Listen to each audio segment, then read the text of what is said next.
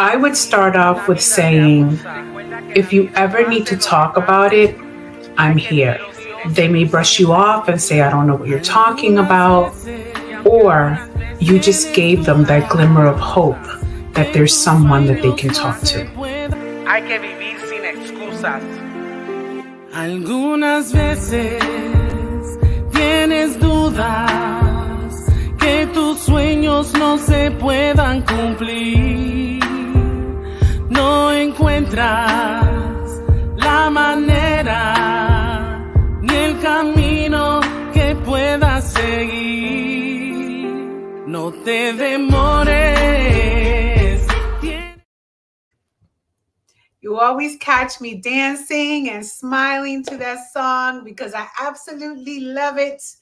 Thank you, Gigi, for creating that song for Ajusta Tu Corona, singing it with all your might, and just bringing so much joy to me because of that song, and so much joy to others, hopefully, as well.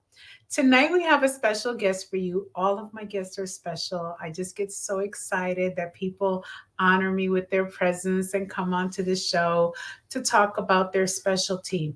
Tonight, we have a double whammy. We have Coach Carmen Carrion is going to be with us tonight, and she is a health and wellness coach, but also just recently took the course to become a financial coach as well. So maybe we'll hit both ends, but tonight's is we're talking about money. She's going to talk to us about life skills, how to get out of debt, keep your money, what to do with it. And I don't know much about it, but it's her specialty. So I'm going to bring her on now.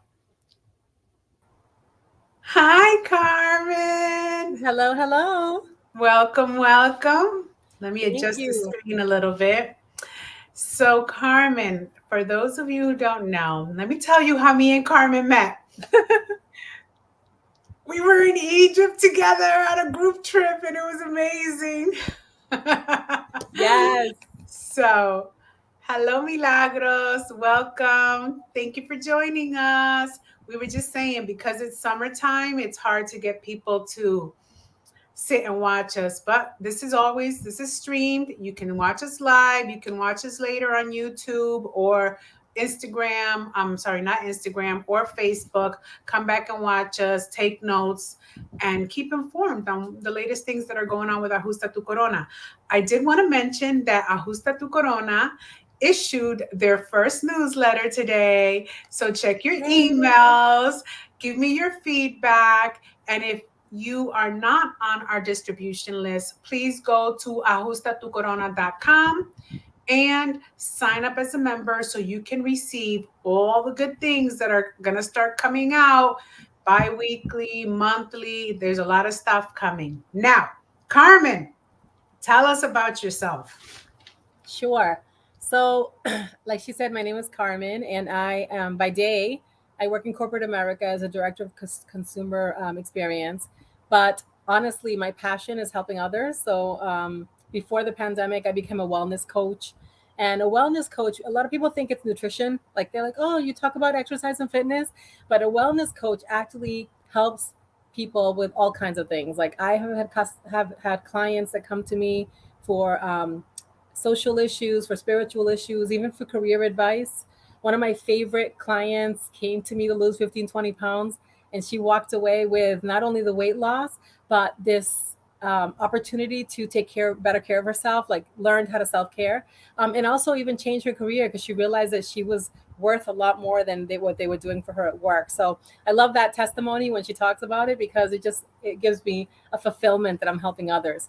But another piece of wellness is financial. And I like to tell people, if I'm sitting with you, Lillian, and I say, Lillian, you should really eat organic apples.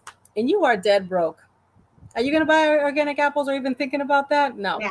So you got to get your whole house straight when it comes to wellness. And I think financial is huge, especially for women, right? Depending what our background is, how we grew up, how we learned to deal with money or not, it could be impactful in the way that we are successful or not in the future. So I really started digging into this. My husband and I took a course maybe like 5 or 6 years ago.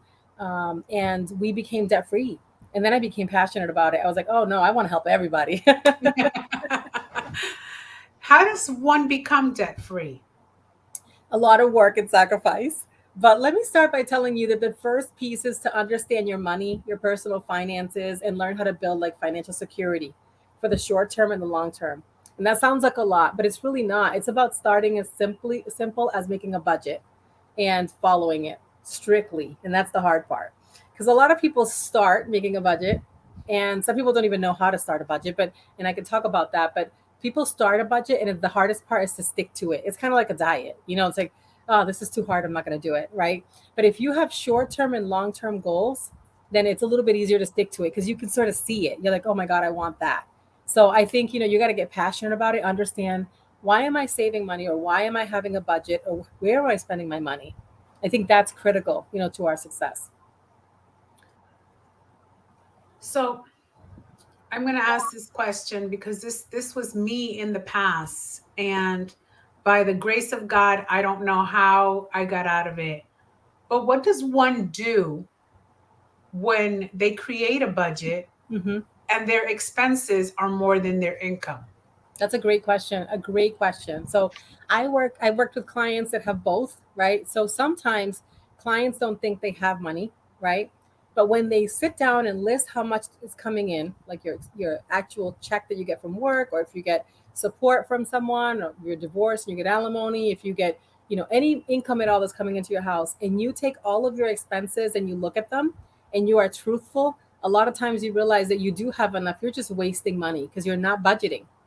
It's really about putting every single dollar down. You have to account for every dollar, and that's why people hate the exercise, because it's like putting a mirror up to your face and saying, like, you're doing this to yourself. Like, you can't spend that much money on going out to eat, or doing your nails or whatever it is, when you have this much debt, or you're trying to get out of debt.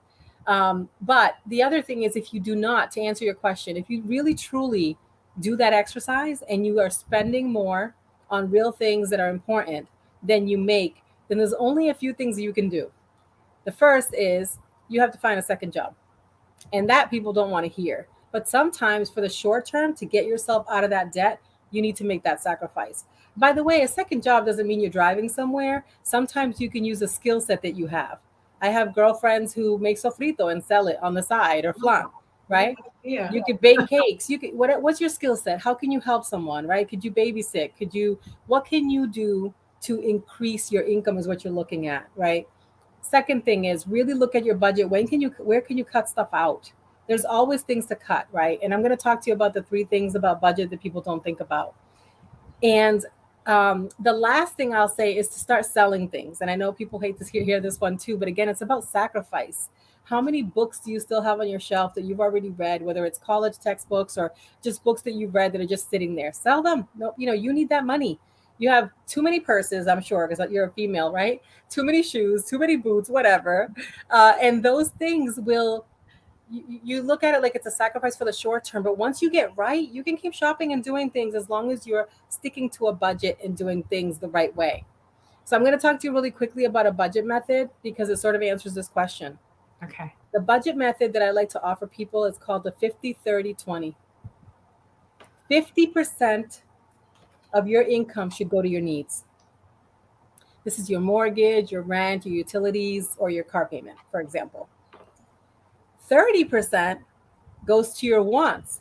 This is where you're practically budgeting every dollar. Your clothes, food that you eat out, going to the movies, your gym memberships. Those are not needs. Those are wants. But we need to live. We don't work to, we want to live our lives. So 30% goes to that. And then 20% goes to savings. This is your emergency fund, your 401k contribution, a savings account, any of that. So think about this budget method, 50-30-20. And if you have the time, sit down with your bills and figure out, do your bills fall into this formula, right? If you're paying 50% in your mortgage alone, you need to move, right? Because I see people doing that. They're what I call house poor. They're eating peanut butter and jelly sandwiches because they wanted this, expensive mortgage. So 50-30-20, try to remember that. 50% needs, 30% wants, and 20% savings. I personally feel that we are living in the cost of living crisis, Yes. and the cost of housing is outrageous. So if anyone's housing falls in that 50% today, I'd Yeah. be surprised. Yeah. Agreed. I'd be Agreed. surprised. Wow. So I Well, don't know if you know this, but only 27% of Americans are debt free. I 27%. I That actually think that that number is higher than what I expected. today, probably, right? Because we're in a really interesting situation with inflation, people losing their jobs and all of that. But the number, the last time I looked, probably 2 or 3 years ago, was 27%. 73% of people were in debt. That's The- huge. Yeah, the United States is in debt. Yeah, exactly. Not a good role model, right? I I once was going to take a financial series 7 test, Mm-hmm. and as I was studying it, I like felt deceived because a lot of it stated that, you know, the debt that the United States hold, and we sell finances and debt, stocks and debt and credit things, and I'm like, well, how do they expect us to move forward when they're making money off of debt and people's And you credit? know what? Unfortunately, here, in America, they definitely don't take care of they don't take care of their constituents. If you think about how poorly they take care of our food industry and all the things that they get away with, like the chemicals and the stuff, that's a conversation for another day. When you think of finances, when I was just getting out of high school, they were offering me credit cards left and right. I didn't even have a job yet, Yeah. right? So that says a lot about how we manage, finances in America and what they teach us from when we're young, right? Hmm. That's Hmm. okay. And it's true. I definitely did not have the conversation about saving money when I was growing up, or Mm. that 50-30-20 Yeah. method. Now Well, I let me learned. tell you something about me creating growing up. My dad was the type of dad that if I asked him for a piece of candy, he would sit me down and show me all the bills. Like he was like that type of dad. So I'd be like, "Can I have a quarter?" And he'd be like, "Your mom and I work," and he'd sit down, and I'd be like, "Oh, forget it. It's not even worth it, right?" But that stayed in the back of my mind, and so when I was a young adult, I got myself into some debt. Um, I went through a divorce and through some rough times, and I just started using my credit card. That's what you do to survive. Hmm. And I have to say this for women, a lot of the perception is that women waste money. People think, oh, they're in debt because they're buying too many shoes, but in reality, a lot of women are using their credit card to pay groceries or the copay or something like that. It's not because they don't want to save. It's because they can't. They're not making enough. They're not making ends meet, and they're really struggling, and that's why they get themselves in debt. So I asked you this question offline, and because what do you tell someone that is in financial abuse, where they are not given money, where their money is controlled? Like, how would you advise them? I mean, it's not easy. I know they have to come out of the abuse in order to Right. receive the help, but what are small ways that you think they can help themselves? Yeah, so that's such a profound question, right? Because every individual is different. But, I want to say that the first thing is to get the help, right? Because you're going through a trauma and you're living a nightmare, and I pray that, women actually take the step and get the help that they need. But after that, or in the middle of it, I think the biggest problem is whether or not they are able to work or they're not being allowed to work. Because those are two different things, right? Sometimes like you're allowed to work, but they're taking your money. Other times you're not even allowed to work, right? But the point is that whatever financial you get, you need to almost like I was saying, this is awful to say, but almost like hide it, like hide that money. And I mentioned earlier about selling things. That's something that you can do as well. So a lot of women that are at home, what's something that you're passionate about that you can turn into a business that you can actually sell something, and it could be a service, right? That you're doing yourself, that is not your person's not involved in. And I mentioned the sofrito thing, but I do know someone who like bakes cakes to do their own thing and make their own money, and keep it because they're in a tough situation. So it's not easy, but I would say if you can sell things that you have to make money and hide that money so that you can have it for yourself, or make it a habit to try to figure out what's something that you enjoy that you could actually make and sell, or it could be a service, as well. I think that's really important. I actually was talking to a young lady who, lost her position. And I love this about her. She's doing like Uber and doing like Instacart and all these things, right? Because she's like, well, the only thing I have right now, because her and her man broke up, is like a car. So like I could use that, to my advantage. I'm going to do whatever I can to make some money. And so you have to have the desire to hustle, and figure out what do you do well in order to get ahead. Yeah. And so can I just mention really quickly, I think for anybody, regardless of your situation, is the only way you get better in a financial situation is to change your mindset. So if you think about it, if you think you mentally are ready to make this change, you can. And if you think you're not, you won't. It's that simple. It's a mindset thing to get you even started. So regardless of who you are, you could have $100,000 in the bank or no money in the bank. If you don't have the right mindset, you can't really work on your situation financially. Very true. Which takes us like back to mindset, like money, food, as you stated. You can't eat good food if you don't have money. That's right. And you can't really enjoy the perks in life if you don't have money either. Right. Yeah. So everything is like, when you're someone that's sitting in that darkness, this is a no-win situation. That's right. That's right. It really is. Yeah, unfortunately. So how much do you think a person should have in savings? That's a good question, but it depends on how much they're making. So the first thing that I would advise is they create a budget. And there's like really 5 steps that you can do to create a budget. You calculate what's coming into your house, and you calculate all your expenses, and you figure out how much are you actually bringing in after taxes if you're working. And then if possible, you should automate savings, right? So I tell people all the time, look at your money and just automate savings if you're able to, a direct deposit, because then you don't even see it. Mhm. Record your spending and track your progress to see, like, how am I doing in this? And then revise your budget all the time. Like, people think, I did my budget, I'm good. And then I like to teach the zero budget, which means you always get to zero. And you're like, well, yeah, but that doesn't make sense because I might have $300 left over. I'm like, well, good for you. Pay something or put it in savings, but you always get to zero. So your money always has something assigned to it in the 50, 30, 20%. Does that make sense? Oh, yes. Yeah. Because if what happens to us normally is we have money, we waste it, right? But we still have bills that we are probably paying minimal on, and we don't have enough money in savings. Now, what I will tell you about savings is the easiest way to think about it, regardless of what your situation is, you should always, besides automating some savings, is have an emergency fund. And the emergency fund basics is $1,000. And that's hard to get to if you don't have anything. But it is, the basics is you should have at least $1,000. Now, let me tell you why it's the basic, because if your car tires pop, you have that. If your glasses, break right now, you have that.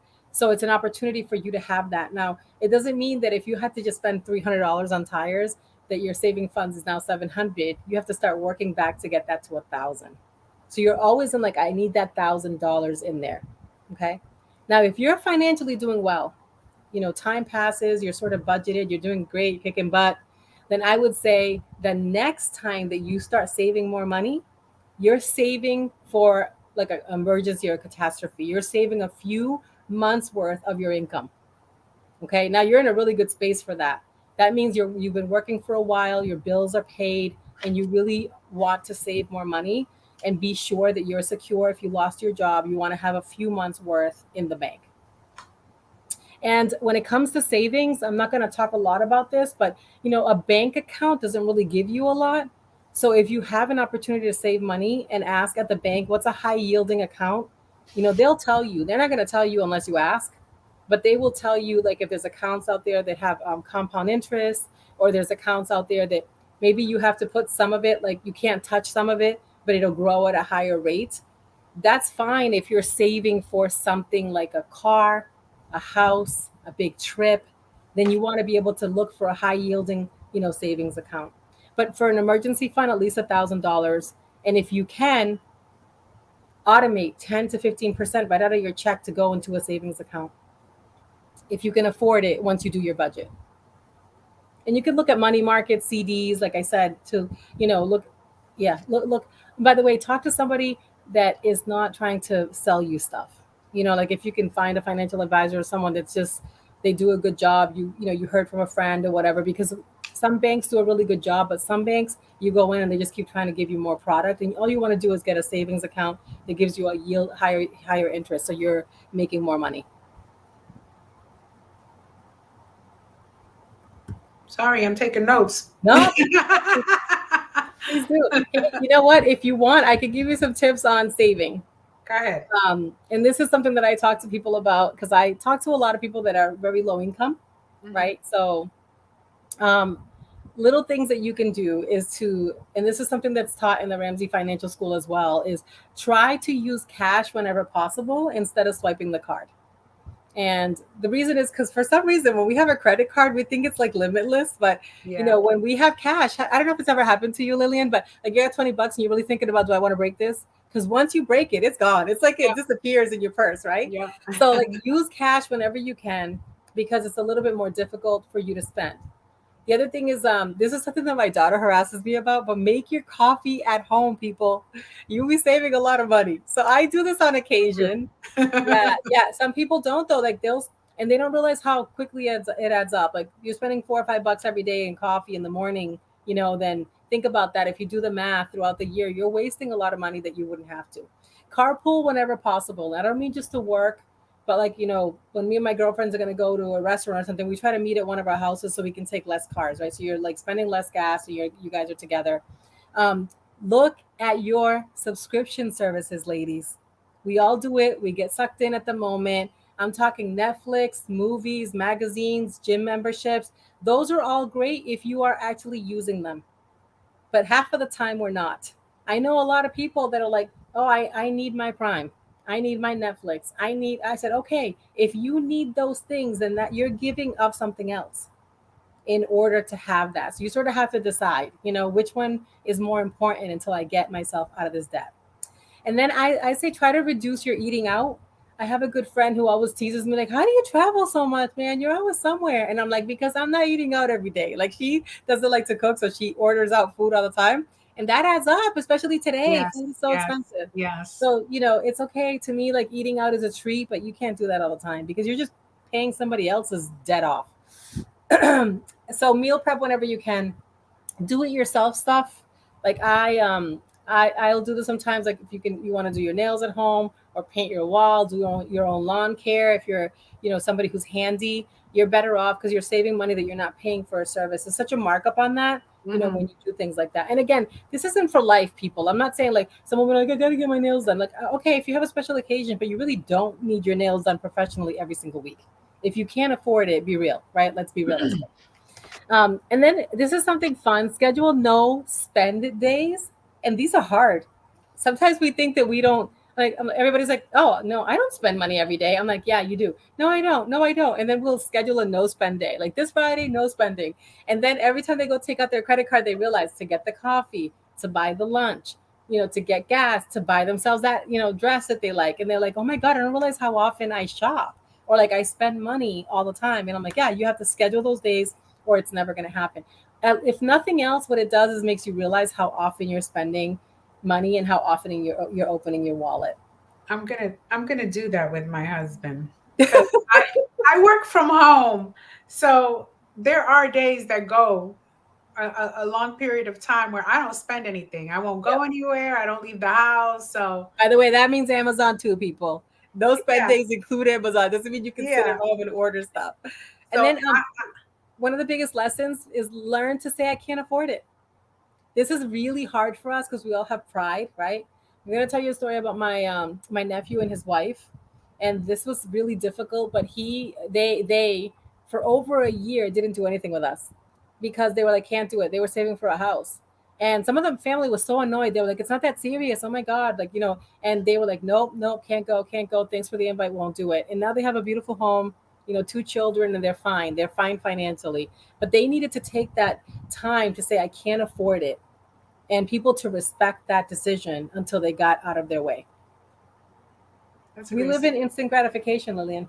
Yeah, absolutely. I know I do. I know. I do too. Like sometimes it's like I'm so annoyed. Why can't I have that now? I want it right now, right? So Yeah, yeah, yeah. that's me. I'm like, And just I'll work a couple of extra hours, couple of extra clients, but I'm gonna yeah. get Yeah, it. I just have a few more, and then I'll close this piece out. But like my husband does this really well. He shops around for insurance every year. He'll shop around so we could lower our car insurance, our house insurance.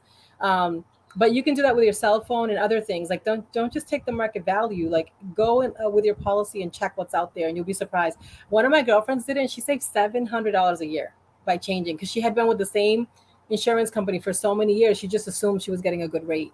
And by the way, do you know what fast fashion is? No. So this is for all the ladies that love to shop, right? So fast fashion is whatever's out there today, like whatever's in style, right? So usually this is more like trendy, cheap clothing, like your Forever 21s or, whatever. I shouldn't call out these stores, but you know what I mean? Like the cheaper, quick style, right? So when you shop fast fashion, you're basically going to throw that out in a little while. It's really not like well made or whatever. You're better off to buy some classic pieces that you can mix and match when you're in a struggle. You're struggling financially until you get on your feet, because honestly, they're poorly made and it's for the time. And then you're probably not going to wear that dress or that thing again. So when you are trying to save money, try to avoid fast fashion. And then the last thing is thrift shop. I have no shame. If you have Oh, if you have a thrifting is good thrift big. shop, that you can find some real good finds. You just have to be patient. Obviously, if you're looking for a specific thing, you're not going to find it. But if you're willing to just stroll around and look, there's some really nice stuff in some thrift shops. Some even have tags on it still. I have not found one in my area yet that I like. Oh, that's too bad. I've been to a couple of them and they tend to be more items, home items, Oh, yeah. rather than fashion. But my daughter in California is a huge thrifter, It's funny and because my son too. she just does an amazing job and has amazing outfits that she pays a couple of dollars for. And I'm like, Yes. I can't find that. Yeah. Some So, cities do better job than other. I think big cities and also wealthy communities, they yeah. tend to get rid of stuff just because, right? That's awesome. Oh, thank you so much for coming on to the program. Of When course. we do our Ajusta Tu Corona, we always ask our guests to leave our audience with a positive message. Sure. So my message would be that we have one life. And if you think about the, this is not to be morbid, but if you think about this, if you were told that you're going to die in the next year, what would you do differently? What would you do differently? And live your best life. And I say that because a lot of people think that tomorrow is there and it's not. I live every day with intention and purpose and happy. Like it's a choice to be happy. It's a choice to get up and do my thing. I'm so blessed, right, that I have life. I get up every morning and I'm like gratitude, right? If you heard me, you thought I have a lunatic. I'm like, thank you, God, because I woke up and the air is clean and I have clean water and a warm shower and a car to drive to work in and blah, blah, blah, blah, right? And it sounds crazy, but when you live with gratitude and you live like tomorrow could be your last day, you just live a more fulfilling life. Absolutely. And to my audience out there, as I always end this show, never forget how amazing you are. Never forget how much you are loved. Never forget that you are exceptional. Ajusta tu corona and keep it moving. Thank you, everybody. I love Enjoy it. the rest of your week. Good Thank night. you. Bye bye. Bye bye.